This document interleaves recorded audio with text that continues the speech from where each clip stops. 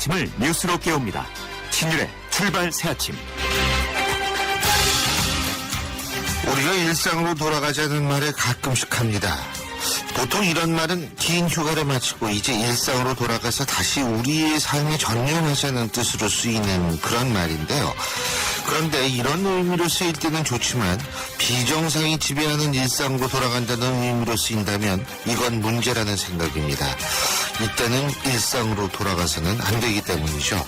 여러분 안녕하십니까? 신율입니다. 교황이 돌아가자마자 우리는 일상으로 돌아왔습니다. 하지만 그 일상은 결코 바람직하지 않은 일상이라는 생각입니다. 교황 방한 기간 동안 잠잠했던 여야 간의 대립은 다시 시작했고 뿐만 아니라 남북 간의 문제도 다시 첨예하게 됐기 때문입니다. 이런 식의 일상은 반복되지 말아야 하는데 말입니다. 지금 국내 정치적 상황은 한치 앞도 보기 힘든 상황이라고 생각이 되는데요. 이제 이런 일상은 좀 벗어났으면 하는 것이 국민의 바람일 겁니다. 갈등 축소, 조종의 기능으로서 존재하는 정치. 과연 우리는 이런 정치 언제쯤 볼 수 있을까요? 신율의 출발 새 아침 오늘 순서 시작합니다.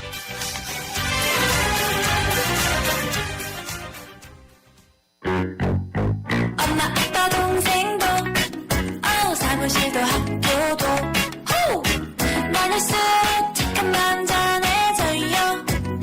모두와 함께 나눌 땐 비타오백이지. 카페인은 한 방울도 없잖아. 착한 드링크 비타오백. 30 조금 아파도 괜찮아요. 선거를 아파야 꿈을 이루지. 아프지 않은 성공은 없습니다. 아픔을 겁내지 마세요. 아픈 만큼 이룰 수 있는 거 아닙니까? 언제까지 아프하는 겁니까? 네, 아프지 마세요. 당신 곁에 오늘을 세세요. 오늘의 보험이 함께합니다. 당신밖에 모르는 한화생명. 커피. 프림의 가장 많은 첨가물 카제인도. 두 번째 많은 첨가물 인산염도. 전혀 넣지 않은 대한민국 단 하나뿐인 커피. 좋은 커피란 이런 것. 커피를 바꾼 좋은 생각. French Cafe Cafe Mix Nouveau. 뉴스를 읽어드립니다. 뉴스를 보여드립니다. 뉴스를 들려드립니다. 최영일의 뉴스 매거진. 예, 오늘 아침 뉴스 정리해 보겠습니다. 최영일 시사평론가 나와 계십니다. 어서 오십시오. 안녕하세요. 예, 자 오늘의 카피는 어떤 건가요? 네, 어제 낮 교황님 떠나시고 예. 일상 말씀 주셨는데요. 맞습니다. 흥미진진한 뉴스들이 터져 나오고 있는데 예. 천국의 4박 5일이 지나자 이제 세속적이 됐습니다.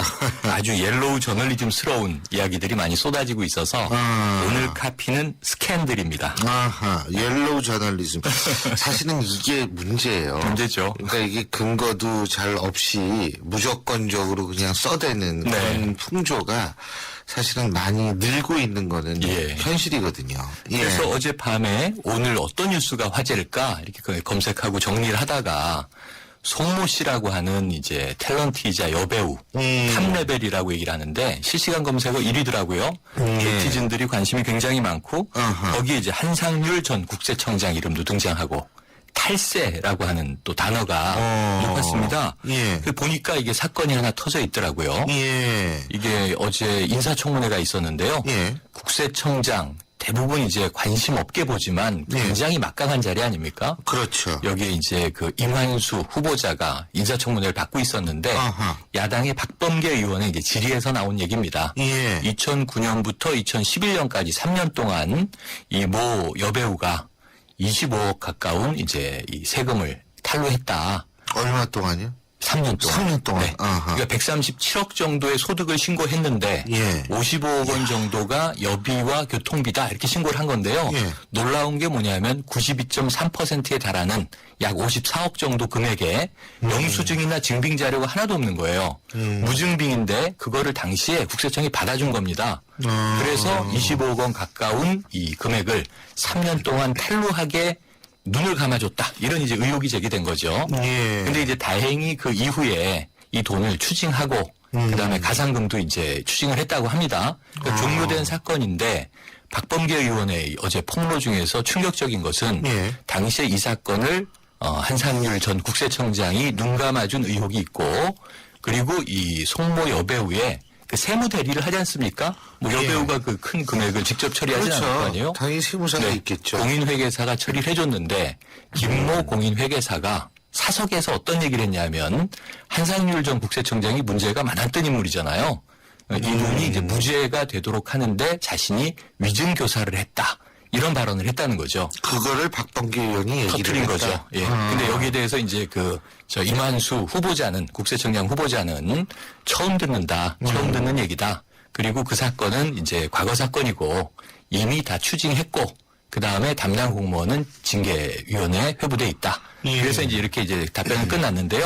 사실은 뭐 여배우가 거론되는 스캔들이기도 하지만 흘러간 전 국세청장의 이름이 나왔고 이분은 여러 가지 로비로 의혹이 많았던 분이잖아요. 예. 730 재보선에도 이 충남 서산 태안에 공천이 됐다가 무리를 빚자 반발이 좀 있었죠. 이게 지금 지려고 하는 선거냐 하는 바람에 하루 만에 공천이 바뀌어서 예. 이 김재식 의원이 당선이 돼 있습니다. 그래서 이제 이런 이제 스캔들이 삼각함수죠. 송모 여배우 오늘 아침에 이름이 다 언론에 거론되고 있어요. 예. 근데 뭐 사실 이 탈세 문제라든지 혹은 절세 이런 부분은 연예계뿐만이 아니라 그렇죠. 전문직 고소득자는 다 한 맞습니다. 번씩 맞습니다. 노리는 거 아니에요, 예. 사실은. 그게 또 아주 이제 이 불법적으로 흘러가면 탈세가 되는 것이고 예. 적절한 선에서 또 이제 기법을 잘 동원하면 이 절세가 되는 것이고 꼭 경계가 모호하긴 한데요. 말씀하신 게 맞는데 이 사건에서 제일 핵심적인 스캔들은 한상률 전 국세청장이 정말로 이 굉장히 허점이 많거든요. 왜냐하면 55억 원에 가까운 돈의 무증빙을 국세청이 그걸 받아줘서 세금을 절감해 줬을 리는 없잖아요. 영수증이라도 첨부되는 게 일반 회사나 개인들이 정말 이 연말정산 받으려고 얼마나 1년치 쓴 영수증들을 다 증빙을 합니까? 그것을 이제 전 국세청장이 눈 감아줬다면 이게 문제고 앞으로 더 커질 수 있는 문제는 한상률 전 국세청장의 무죄 입증에 이모 공인회계사가 위증을 교사했다. 그래서 당시의 법정에서 위증에 의해서 한 전 국세청장이 무죄를 받은 것이다라고 한다면 이것도 법정 스캔들이 되는 것이죠. 그래서 이게 어제 오늘 좀 시끌시끌하게 될 것 같습니다. 그렇군요. 근데 어쨌든 뭐 한상률 전 국세청장 같은 경우에도 억울한 부분이 분명히 있을 수 있으니까. 이거는 뭐 엄정한 수사나 조사로 이런 부분에 가려져야 대해서는 되겠죠. 엄정한 수사가 있어야죠. 엄정한 수사가 있어야 되는데 지금 한두 군데가 아니에요. 근데 그래서 또 하나 문제가 어제 이 김수창 제주지검장 전격 사표가 처리되지 않았습니까? 그래서 예. 사실은 아니 죄가 없는데 왜 사표를 내셨고 죄가 없는데 왜 또 사표를 그렇게 빨리 검찰은 그 수리했는지 부분은요. 네. 이렇게 해석이 되더라고요. 의혹이 제기가 되면은 네. 직무에서 배제하고 수사 결과를 지켜본 뒤에 인사 처분을 내리는 게 통상의 절차다. 그렇죠. 이런 그렇죠. 얘기인데, 그러니까 일단은 뭐 직무에서 배제할 수는 있죠. 그렇죠. 직위해제라든지 하는 수사가 방법을 끝날 통해서. 때까지 근데 이제 그래서 의혹이 나오는 모양인데 맞습니다. 이분도 철저한 수사를 통해서 만약 억울하다면 이분의 인권을 오히려 되살려 놓는 거거든요. 철저한 수사를 하는 게. 그죠? 그래서 이게 억울한 일이라면 그게 그렇죠. 일반 셀러리맨도 직장이 얼마나 맞습니다. 소중한데 평생 몸담은 검찰에서 사표를 낸다는 게 이렇게 쉬운 일은 아니지 않습니까? 그럼요. 그래서 또 일각에서는 경찰이 아직 공식화하진 않았지만 더 선명한 다른 영상이 등장한 게 아니냐 이런 관측도 있더라고요. 예, 뭐 그런 얘기가 지금 나오고 있더라고요. 일각에서는. 네. 며칠 지켜봐야 예, 되겠죠. 저희 YTN 보도가 그런데 이것도 뭐 철저한 수사를 통해서 밝혀야 되고 지금 박범계 의원이 제기한 그런 의혹 문제도 사실은 좀 철저히 밝혀졌으면 그렇습니다. 좋겠다는 생각이 듭니다. 자, 오늘 어떤 노래 듣고 네, 계실까요? 오늘 뭐 이 교황님 돌아가자마자 세속적인 스캔들이 너무 많아서요. 오늘 관련된 노래로는 복면다로라는 재미있는 영화가 있었습니다. 복면다로. 네, 우리 차태현 이게 씨가 제 기억으로 이경규 씨가 제작한 거고요. 제작했고 예. 차태현 씨가 주연을 맡아서 맞습니다. 나름 흥행 대박이 났는데요. 예. 이 트로트를 부르는 가수 뽕피리 여기서 이제 다로로 등장하는 차태현 씨가 직접 부르는 노래입니다. 오늘 날씨에 잘 맞고요. 예. 2차선 다리 들으시죠. 예, 오늘 말씀 잘 들었습니다. 고맙습니다. 맞습니다. 예, 지금까지 최용희 시사평론가였습니다. 그래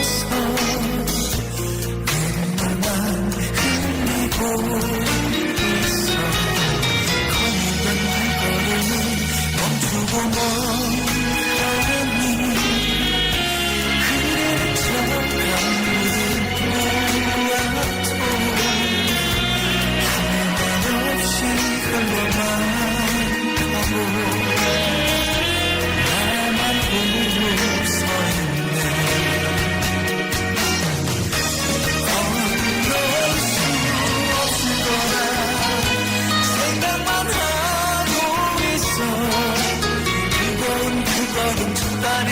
일어서서 내 폰을 돌아보고 그대를 바라보며 듣지도 못하는 바보 같은 나 이차선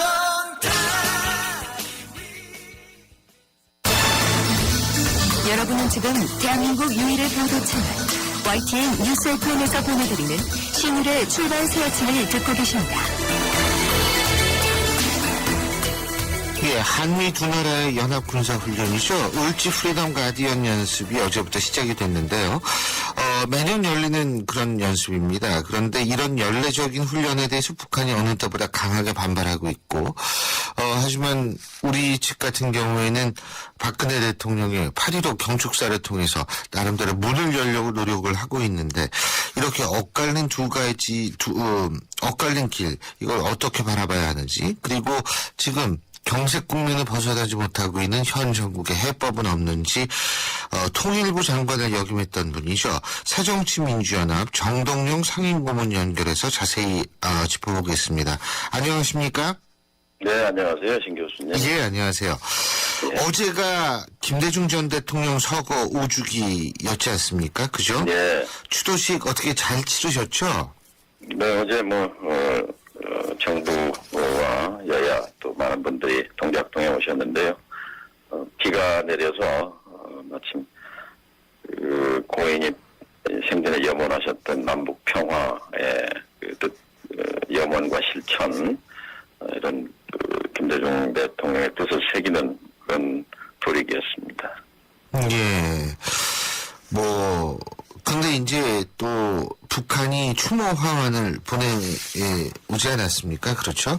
근데 네. 이게, 사실 박지원 의원 저희가 어제 인터뷰를 했는데 박지원 의원 입장에서 볼 때는 상당히 긍정적인 시그널이다. 북한이 나름대로 뭔가를 좀 해보려고 하는 시그널이다라는 그런 뉘앙스로 말씀을 해주셨는데 어떻게 보십니까? 정동영 고문께서는. 그건 분명하죠. 예. 그러니까 물론 북에서는 5년, 10년 이렇게 꺾어지는 해를 굉장히 중요하게 여깁니다. 그런 면에서 김대중 대통령 5주기의 그 조의를 표하는 그런 의미가 있을 거고요. 그런 형식을 빌려서 남북 관계에 대한 자신들의 그 뜻을 밝히고 또 남쪽의 생각도 좀 타진해보려는 이런 생각이 있지 않았을까 생각합니다. 김양근 부장이 말한 대북 제의를 하는데 왜 하필 그 군사 연습하는 날 제안을 하느냐 하는 얘기 속에 함축돼 있다 이렇게 생각합니다. 그런데 군사 연습하는 날 제기를 했다라고 얘기를 저쪽에서 했다고는 하지만 우리는 8.15 경축사 때 박근혜 대통령이 나름대로 전향적인 제의를 먼저 하지 않았나요? 그 부분은 어떻게 평가하십니까? 바로 그 점입니다. 그러니까 정부의 정책 결정 구조가 예. 정부 출범 이후에 1년 반 동안 보면 남북관계와 관련해서 이 방향이 이렇게 조율되고 가령 대통령이 연설을 하면 그 연설 전후에 정책이 조율이 돼야 되는 거거든요. 예. 그러니까 그 전에 부처 간에 이렇게 검토가 충분히 돼서 연설이 나오고 연설을 하면 각 부처가 이를 뒷받침하고 해야 하는데 이게 이제 앞뒤가 안 맞는 경우가 꽤 있습니다. 그러니까 연설 따로 정책 따로 이렇게 되니까 사실 북의 입장에서 보면은 이제 헷갈리게 되는 거죠. 그래서 우선 그런 그 정책 결정에 컨트롤 타워부터 좀 선도할 필요가 있다고 생각합니다. 제가 통일부 장관을 했고 NS 위원장을 한 경험에서 보면 이 정부의 컨트롤 타워는 지금 6일째 장관인지 김관진, 그러니까 지금 김관진 전 국방부 장관인지 아니면 청와대 또 누가 하는 건지 또 국정원장인지 이게 저도 정잡을 수가 없어요. 누가 박근혜 대통령이 직접 하는 건지 이게 잘 이해가 안 되는 거거든요. 그래서 세월호 때도 컨트롤 타워 문제가 제기됐습니다만 지금 즉시 해야 할 것은 남북관계에 있어서 통일부가 왜 있습니까? 통일부에 힘을 실어주고 통일부가 남북 대화를 위해서 존재하는 부서가 통일부거든요. 통일부를 컨트롤 타워로 써야 합니다. 그러기 위해서는 사실 여당 내에도 전문성이 있고 또 무게가 있는 정치인도 많이 있는데 제 생각 같으면 정치인 출신 장관을 좀 통일부에 보내서 좀 힘을 가지고 당과 정부와 입장도 조율하면서 뭔가 일관성 있게 대통령이 뭔가 연설을 통해서 그 얘기를 밝히면 그것을 정부가 뒷받침해야 하지 않겠어요? 그런데 이런 것이 굉장히 좀 부족하지 않느냐. 이명박 정부 때는 이제 제한 자체가 없었어요. 유일하게 5년 내내 비핵 개방 3천. 핵 포기하면 도와주마. 이 한마디 하고는 이제 별다른 제한도 없었기 때문에 이제 비교되는 게 뭐냐면 구상, 제한 이런 건 어떤 정부보다 아주 풍성합니다. 한반도 신뢰 프로세스, DMZ 평화공원, 유라시아 이니셔티브, 또 무슨 드레스덴 선언, 8.15 연설, 통일 대박론, 통일준비위원회. 그런데 이 연설 따로 정책 따로 이런 게 이제 두드러지는 거죠. 근데 지금 헷갈린다라는 표현을 쓰셨는데 사실 북한 말이에요. 북한이 굉장히 헷갈리게 만들지 않습니까? 박지원 의원의 입장에서 얘기를 들어보면 나름대로 뭔가를 좀 바꾸려는 긍정적인 시그널이다 그러는데 지금 우리 을지프리엄 가디언 이 매년 열리는 훈련에 대한 비난의 강도를 보면 다른 어느 때보다도 높다라고 얘기를 하거든요. 근데 사실 북한은 항상 좀 사람을 이렇게 헷갈리게 만드는 것 같아요. 이 부분은 어떻게 해석해야 되나요? 그런 요소가 있죠. 남은 북을 못 믿는 거고 북은 남을 못 믿는 거니까. 예. 지금 박근혜 대통령이 맨 처음에 내세운 게 한반도의 신뢰 프로세스를 진전시키자 그러는데 1년 반 사이에 지난 7년 사이에 한반도는 신뢰 프로세스가 아니라 한반도 불신 프로세스가 쭉 7년째 진행되었다고 볼 수 있습니다. 그래서 우리도 북에 대한 불신을 갖지만 북도 이제 남쪽을 불신하는 거예요. 작은 예를 하나 들면 지난 2월 달에 우리 고위급 회담에 합의가 있었어요. 설날 구정 앞두고 이상상봉하자. 그래서 어렵게 합의가 됐어요. 그때 세 가지가 합의가 됐습니다. 이상상봉하고 그다음에 남북 간의 비방과 중상을 중단하자. 그리고 고위급 회담을 계속하자. 그런데 이상상봉은 이루어졌는데 비방 중상과 고위급 회담은 안 지켜졌거든요.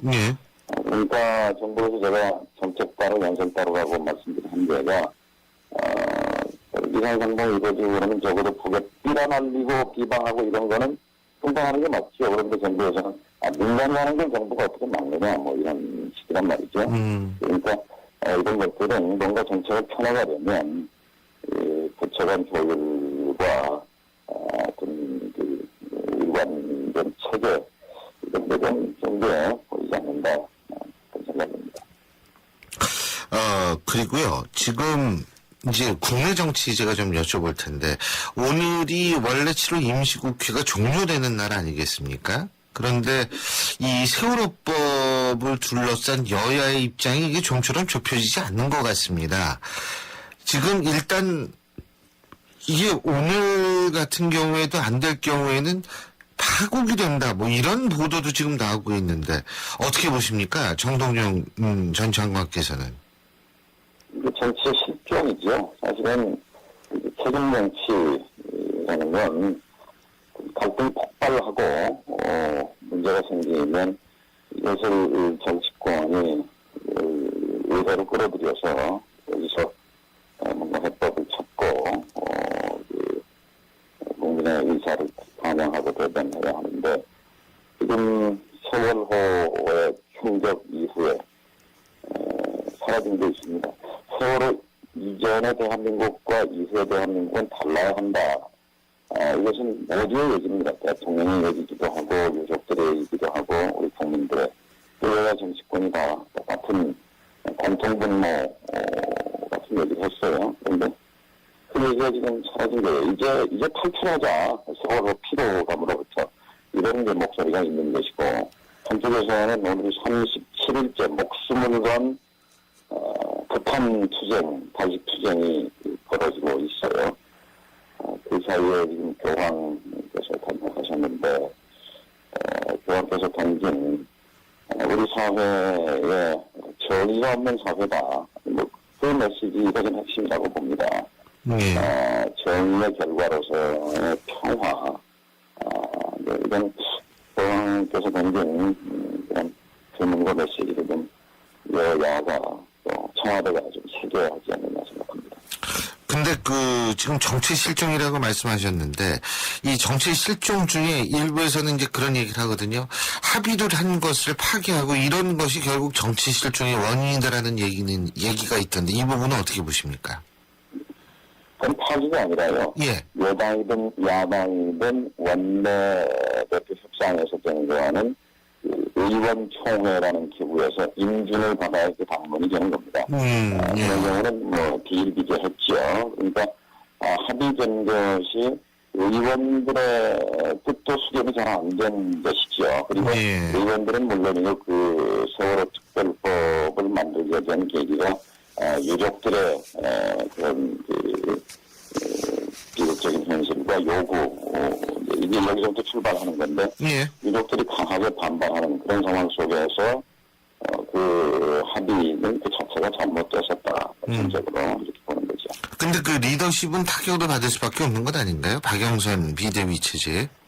잘못은 할 수 있습니다. 어떤 지도자라도. 근데 그것이 이제 그냥 고집불통으로 밀고 가느냐, 아니면 이걸 잘못을 인정하고 다시 또 재협상을 통해서 바로 잡으려고 노력하느냐, 이것은 오히려 민주적인 또 유연한 리더십으로 볼 수도 있는 거죠. 문제는 이제 다시 이 정부 여당과 대화를 통해서 뭔가 세법을 만들어내는 것인데, 답답한 것은 지금 박근혜 대통령이 이제 침묵입니다. 이 문제에 대해서. 사실 국정의 최고 책임자가 또 본인이 유족의 의견, 여야 그리고 민간이 함께 참여한 특별법을 만들겠다. 이런 또 약속도 한 입장이고, 국민들은 박근혜 대통령이 눈물을 흘리며 내놓았던 담화를 기억합니다. 그런데 그 뒤에 지금 3개월이 흘렀는데요. 오늘이 여기에 대해서 책임 있는 지도자의 모습을 보여야 한다고 생각합니다.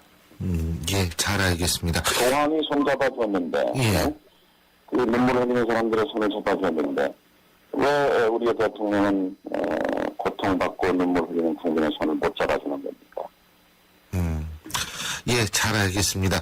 오늘 말씀 여기까지 듣겠습니다. 고맙습니다. 네, 감사합니다. 예, 지금까지 사정시민주연합 정동영 상임고문이었습니다.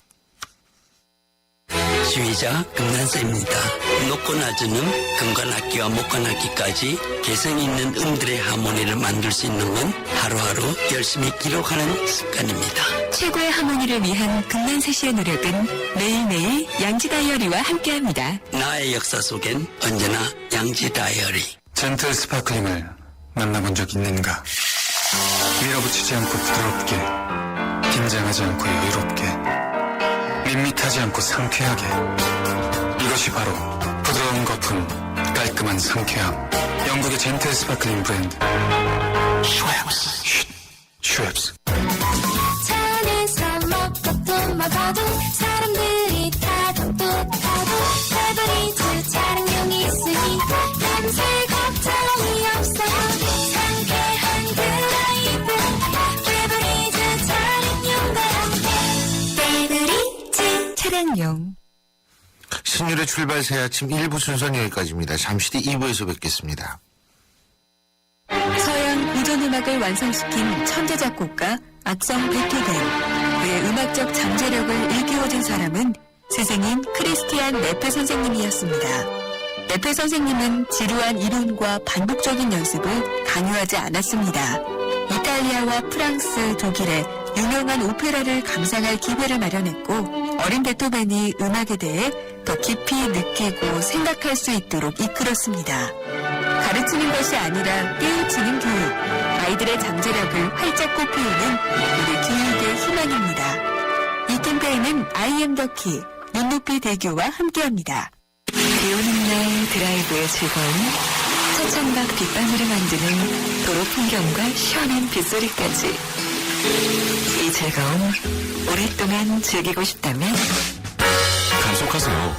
빗길에선 천천히, 그리고 안전하게. 멀어지세요. 앞차와 거리를 두고 여유를 만끽하세요. 6월에서 8월 사이 장마철에는 교통사고가 집중되어 나타납니다. 맑은 날보다 더 천천히 운전하세요. 가장 아름다운 빗길 운전, 바로 안전운전입니다. 이 캠페인은 금융감독원과 손해보험협회가 함께합니다.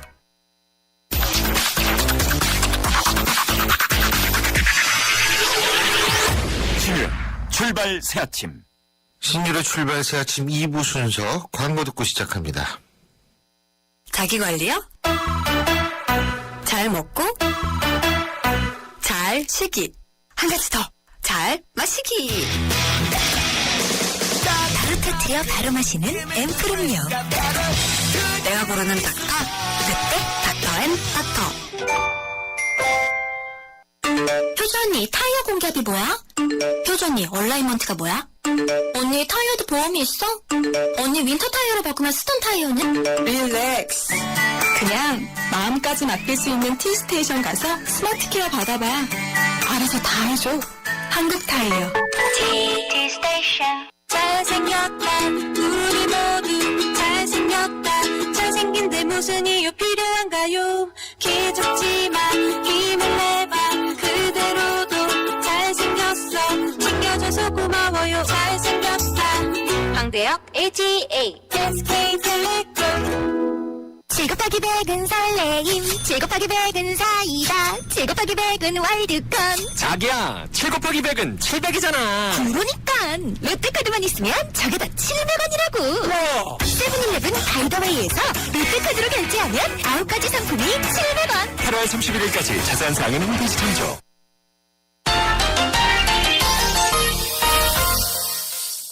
스포츠 소식 알아보는 순서죠. 오늘도 경향신문 김세훈 기자 연결합니다. 김세훈 기자 안녕하세요. 네, 안녕하세요. 예. 축구 얘기부터 할까요? 골프 얘기부터 할까요? 골프 얘기부터 하시죠. 알겠습니다. 좋은 얘기부터. 예. 네.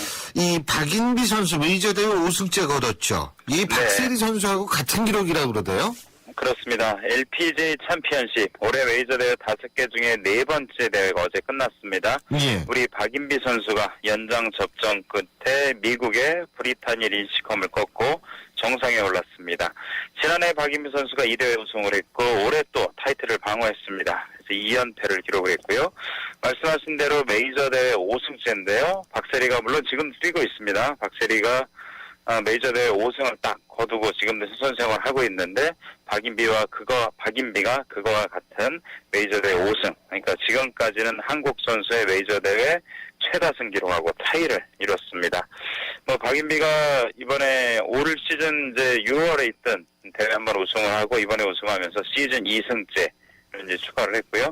특히 앞선 세 차례 메이저 대회에서 모두 미국 선수들이 우승을 했거든요. 예. 그래서 미국 언론도 이번 시즌에 메이저 대회는 아메리칸 슬램이 될 거다 이런 이제 기대감을 계속 보였었는데 그걸 박인비 선수가 끊고 우리나라 선수의 시즌 첫 메이저 승리를 안겼습니다. 그렇군요.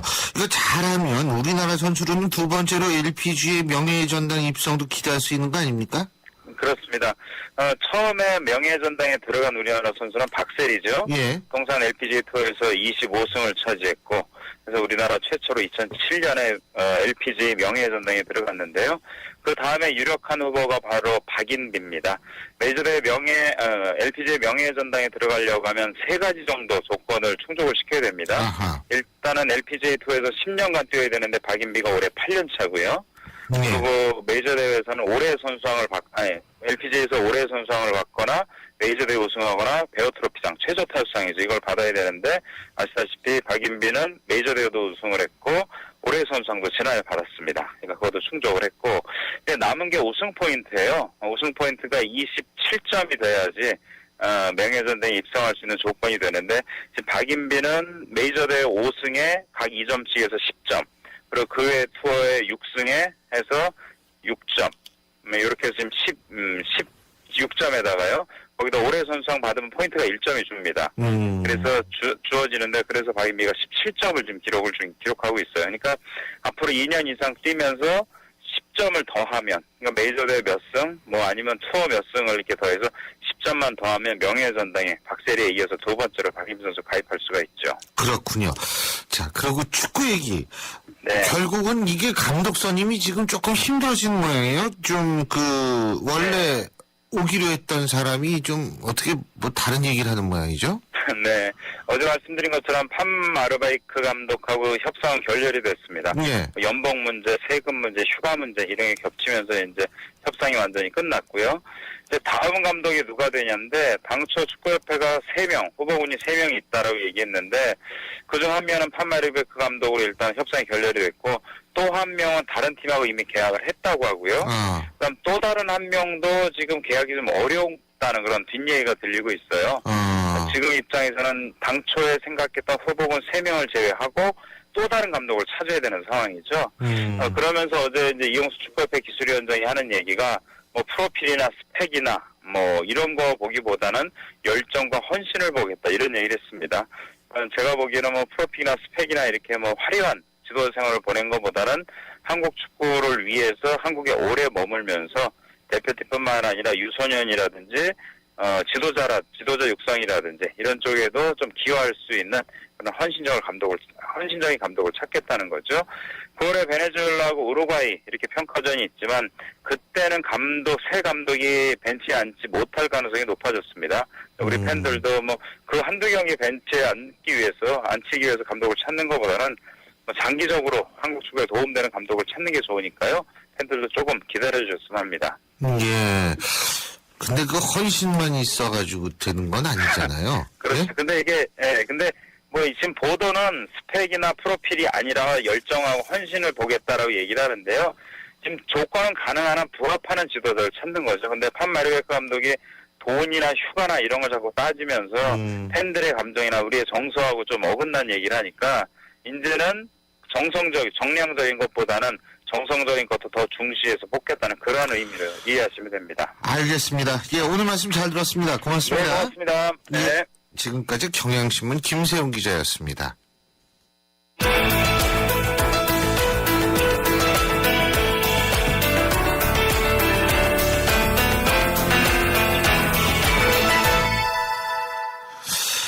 한 사람의 영향력이 대단하다는 거 요즘 많이 실감을 하게 되죠. 바로 프란체스코 교황 방안으로 많은 국민들의 감동을 받고 위로를 받았기 때문인데요. 이 교황이 남기고 간 메시지가 감동을 넘어서 좀 이 갈등이 거의 습관화되어 있는 우리 사회를 바꿀 수 있었으면 좋겠다는 생각.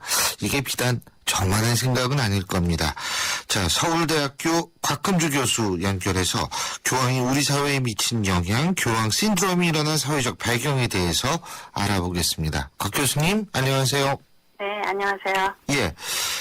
지금 이 교황 신드롬 전에는 이순신 신드롬이 있었잖아요. 우리 교수님도 명량 보셨어요? 네, 네. 아, 보셨구나. 예. 그러면 이순신 신드롬, 교황 신드롬, 이런 신드롬이 우리 사회를 강타한 이유가 일단 뭐라고 보십니까? 네, 그만큼 우리 사회가 지금 답답함을 가지고 있다라고 볼 수 있거든요. 그러니까 뭔가 전부 다 억울하고요. 예. 남하고 비교해서 나만 뭐가 잘 안 되는 것 같고, 그리고 제대로 되는 게 하나도 없다라는 어떤 분노감, 이러한 것들이 개개인이 가지고 있다 보니까 전반적인 사회 분위기가 그렇게 되어 간다라고 볼 수 있거든요. 그러다 보니까, 뭔가 이렇게 책임을 지고 또 우리 사회를 뭔가 조금 이렇게 시원하게 해줄 그러한 사람이 없는 상황에서 이제 이 영화도 정말 이렇게까지 이제 아마 제작사도 이렇게까지 생각을 못했을 것 같아요. 그러한 어떤 영웅이 지금 나오고 뭔가 책임감을 가지면서 사람들을 우리나라를 위해서 이렇게 싸울 수 있다라는 거 이러한 것도 이제 굉장히 감동스럽게 바라봤던 거고요. 그리고 이제 교황 이분은 모든 사람들이 정말 마음 놓고 존경할 수 있는 이러한 분이라는 의미에서 아마 종교가 무엇이든 간에 다 우리가 이 존경을 하고 우리 이 억울하고 힘든 것들을 다 어루만져 줄 것 같은 그러한 그 분위기가 확산된 거는 아닌가 싶어요. 예. 사실 우리가 영웅까지 바라는 것도 아니고, 근데 이게 우리가 87년 체제라고 흔히 얘기를 하지 않습니까? 권위주의 체제의 타파 과정. 권위주의는 당연히 타파가 돼야 되는 문제지만, 근데 그 과정에서 필요한 사회적 권위마저 없어진 것 아닌가. 사실 저는 이런 생각도 해봤거든요. 뭐 권위라는 거 청취자 여러분이 혹시 헷갈리실 수도 있겠습니다만, 뭐 우리 사회에 어른이 필요하다. 뭐 말 한마디 하면 영향을 줄 수 있는 그런 권위 말이에요. 그런 데서 나오는 어떤 그런 허전함이 이번 프란체스코 교황에 의해서 보다 확인된 것 아닌가, 이런 생각도 들거든요. 어떻게 보십니까? 네, 그 권위라는 거가요, 뭐 여러 가지 의미를 가질 수 있겠는데 권위적이고 독단적이고 뭐 그런 건 물론 아니죠. 예. 네, 그런 의미가 전혀 아니죠. 수직적인 체계 이러한 거를 우리 사회가 원하는 건 절대 아니고요. 예. 이제 뭔가 그 자기 개인적인 이득이라든지 이런 거 없이 정말 사회가 이런 식으로 가야 된다라는 거를 바라보고 또 그것을 이야기할 수 있고 많은 사람들이 그 말이 수긍할 수 있는 그러한 그 어른이라고 볼 수 있겠죠. 그러니까 무조건적으로 뭐 복종의 의미의 사람이 아니고요. 예. 근데 이제 현 우리 사회에서 정말 이거는 잘못됐고 이렇게 나아가야 된다 하는 자기의 개인적인 그러한 부분들을 다 빼고 이야기할 수 있는 사회의 어른이라든지 지도자층이 요즘에 이제 없다라고 볼 수 있겠죠. 왜냐하면은 정치적으로도 너무 자기 개인적인 그러한 그 이득만을 챙기고 있기 때문에 어쩌면은 그 국민들이 무슨 생각을 하고 있는지에 대해서는 별로 배려하지 않는다는 분위기를 갖고 있고요. 또 이 사회 지도층들도 침묵을 하는 편이 많잖아요. 그러니까 요즘은 뭐 네티즌이라든지 여러 가지 뭐 말들이 많이 돌아다니니까 그냥 내가 알고 있는 거 받은 소리를 그냥 가만히 있는 거가 더 이상의 피해는 없겠다. 그래서 이 지도자층들의 침묵이 우리 사회에 언젠가부터 만연하기 시작함으로 인해서 어른이 없고 권위가 없어진 그러한 사회가 되었다라고 할 수 있겠죠. 그리고 또 한 가지는 저는 이런 생각을 해봤어요. 이 우리 사회가 왜 진영 논리로 이게 딱 갈려 있지 않습니까, 지금? 네. 그런데 그 진영 논리로 갈려 있기 때문에 각 진영마다 저마다 자기가 생각하는, 쉽게 얘기하면 어른이 따로 있어요, 이게. 그리고 상대편에 대한 권위는 절대로 인정을 안 합니다. 예? 이런 현상도 이게 지금 권위 부재 현상을 부추기는 것 아닌가, 이런 생각이 들거든요. 네, 이제 너무 흑백론적이죠. 그래서, 내가 옳으면 저쪽은 무조건 다 틀렸다라고 생각하는 그러한, 생각들이 아직도 성인들에게도 있다라고 볼 수 있겠고요. 그 다음에 이제, 나에게 반대되는 이야기를 할 때 우리 그 인간의 심리가요. 내가 지금 잘못 뭘 했나? 나의 과오가 뭔가 하고 나를 들여다보는 거가 아니고요. 그 상대가 이야기한 상대의 말의 단점이라든지 잘못된 거부터 우선 찾게 되거든요. 그게 보호 본능적으로 방어적으로 하다 보니까 하다가 보면은 그쪽 사람도 또 말에 약간의 실수가 있는 거예요. 그러면은 그쪽이 잘못된 거다라고 계속 이제 그것만 공략하게 되고요. 또 저쪽 상대는 공략을 받으니까 이쪽에 대한 잘못을 또 막 찾아서 공략하게 되고요. 결국 그 어떤 반성이라든지 이런 거는 없이 상대의 비방만 그냥 경쟁적으로 하다 보니까 그러한 모습들이 이제 보통 사람들이 보기에는 이 말도 맞는 거 같고 저 말도 맞는 거 같고 그냥 혼란만 스럽게 되거든요. 그래서 아마 이렇게 진영들이 싸우고 있는 모습들, 거기서 서로 간에 비방을 하는 모습들을 보면서 국민들은 다 지쳐가고 도대체 어느 말이 맞는지도 모르겠고 누가 더 옳은 거, 이러한 거에 대한 판단도 잃어가기 때문에, 그러한 그 지도자층들에 대해서 존경이라기보다는 약간의 지금은 절망이라 그럴까요? 좀 허무하게 생각하는 그러한 분위기가 계속, 퍼지고 있는 것 같아요. 잠깐 청취자분들의 문자 좀 소개해드리겠습니다. 8435님 이런 글 쓰셨네요.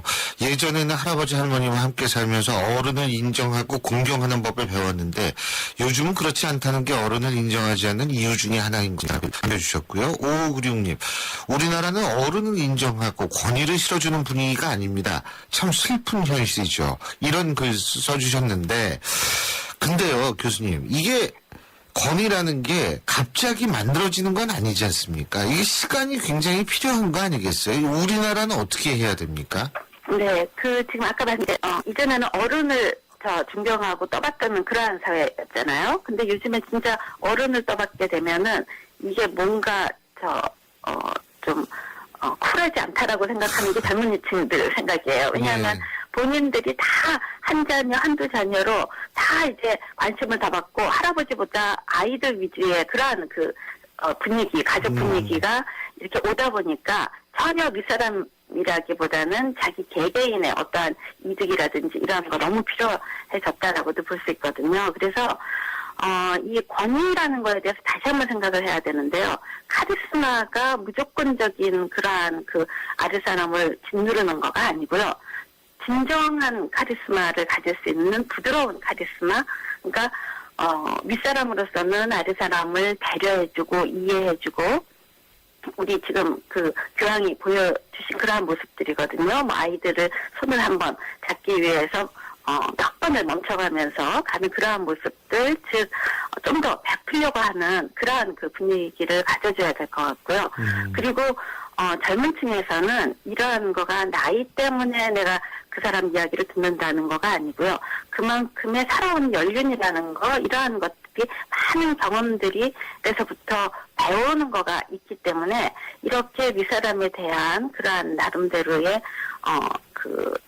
이해 또 존경 이러한 것들을 자꾸 키워나가는 연습을 우리 사회가 전체적으로 만들어 가야 될 것 같다는 생각이 들어요.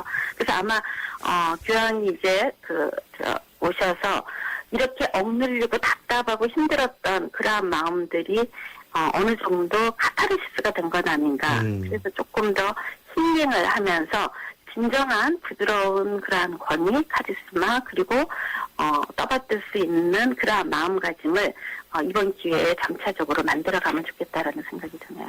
예, 잘 알겠습니다. 오늘 말씀 잘 들었습니다. 고맙습니다. 네, 감사합니다. 예, 지금까지 서울대학교 곽금주 교수였습니다.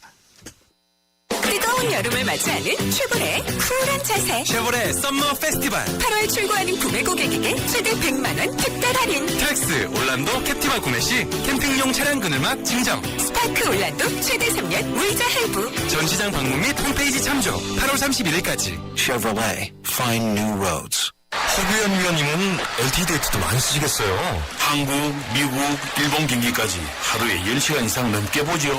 그럼 요금이 돼요. 데이터 요금 걱정 없는 LTE8 무한대 요금제. 요금제도 역시 U+. 따놈이 U+, LTE8. 자세한 사항은 홈페이지 참조. 난 무엇을 위해 사는가 고민돼요.